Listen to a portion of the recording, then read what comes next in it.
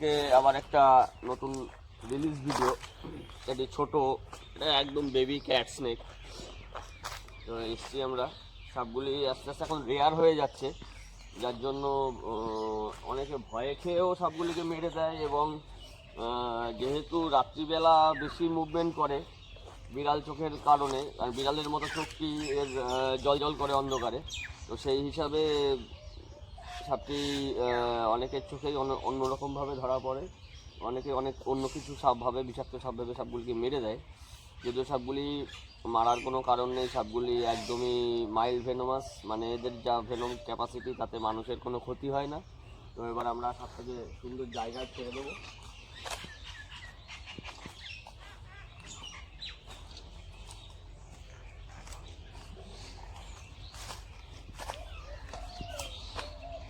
এরকম এই ভালো একটা পজিশন, এই পজিশনে গাছের মধ্যে ছেড়ে দেবো, সুন্দর নেচারে যাতে সাপটি থাকতে পারে।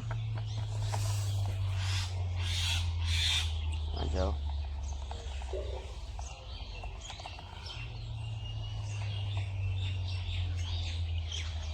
আমি এইটাই একটুখানি শো করতে বলবো যে একে ক্যাট স্নেক বলার যে কারণটা, এর এই যে চোখের এই যে অনুকরণটা, এটি ঠিক একদম বিড়ালের চোখের মতো। একটু ভালো করে ফোকাস করলে বোঝা যাবে। আসলে ও ক্যামেরার ফ্ল্যাশটিকে দেখে সেই দিকে ফোকাস নিয়ে নিয়েছে। ও এই যে সাইড ফেস থেকে আশা করি দেখা যাচ্ছে, এই যে চোখের যে এফেক্টটা, এটি একদম বিড়ালের চোখের মতো। এবং বিড়ালের চোখের অনুকরণে সেমভাবে চোখটি তৈরি হওয়াতে তো একে ক্যাট আইড স্নেক বলা হয়। আর ঠিক সেমভাবেই বিড়ালের যেরকম অন্ধকারে চোখটা জল জল করে, এরও ঠিক সেম ওয়েতে চোখে লাইট পড়লে চোখে লাইটটি রিফ্লেক্ট করে জল জল করে। তো এই কারণেই এটিকে ক্যাট স্নেক বলা। যদি সাপগুলি এখন আমাদের এখানে খুব রেয়ার ইনস্টিংক্ট হয়ে গেছে, যদিও আমাদের এদিককার লোকাল স্পিসিসই ছিল, কিন্তু বেশ কয়েক বছরের মধ্যে বিভিন্ন কারণে এটি রেয়ার ইনস্টিংক্টের মধ্যে চলে গেছে এখন। তো যার জন্য খুব বেশি ডিস্টার্ব না করে সাপটিকে ছেড়ে দেবো